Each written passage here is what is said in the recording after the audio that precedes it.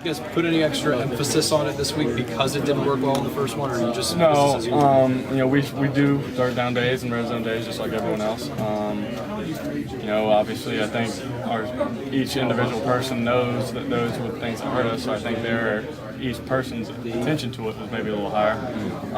But you know, it's the first game, those are going to happen. You know, it's for a first game that wasn't too bad at all. But not good enough to get a win, and that's really concerning. You go from a bowl game atmosphere to a night game in Morgantown. I know that that's special to you. Just your thoughts getting this season opener at home, I mean, and now this weekend. You know, that's definitely going to help.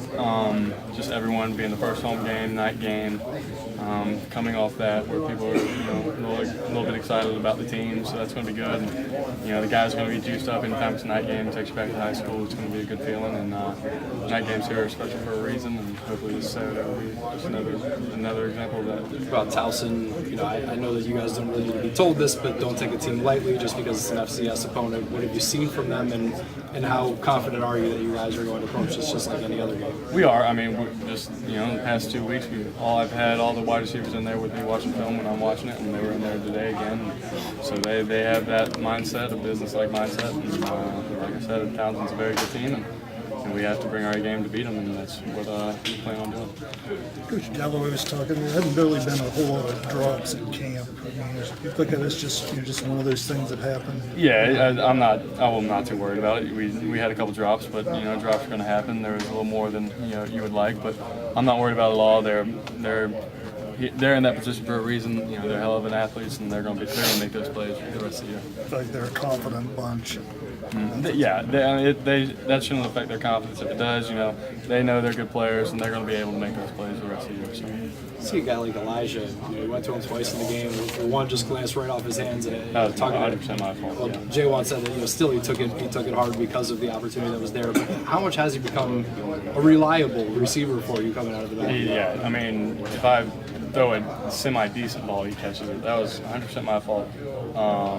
No reflection of him. He actually has great ball skills for how big he is, and he's going to be, you know, a player here for years to come. Hopefully, one that West Virginia fans will embrace. You were a guy who got to watch Owen Schmidt as a fan. Do you see the comparisons that some have thrown out there? They're very similar, you know, and you want to make those comparisons. I told him, I said, you get a touchdown, you're going to be able to open up a bar in town and live the rest of your life. So. And you know, he laughed at that. He's a good kid. He's a great kid, a good friend of mine, and you know, that's why I took it so personal, because he is a good friend of mine, and I wanted him to get that touchdown for it to be a special moment. I took it harder than him, I think. So. You want what's best for the team, regardless of who the player is. But a guy who's from the state of West Virginia, you find yourself rooting for a guy like that a little bit more, just because of what it may mean to them. I mean, well, yeah, you want everyone to do good regardless. But since him being here, we have a lot in common. We're similar interests. You know, I definitely want it to for him. And he's a good kid, so you want good things to happen to good people. And talk a little bit about your offensive line play in the face of one of the best defensive lines in Alabama last week. Phenomenal. You know, everyone across the board. You know, everyone's going to have one or two plays that they want back, but you know, they played great. Marquise Lucas played phenomenal at right tackle. So, you know, everyone literally played better than I even imagined too, and I was supremely confident going into the game with them. So they played. Hats off to them. Pretty outstanding in pass protection. Absolutely. I mean, sacks are going to happen.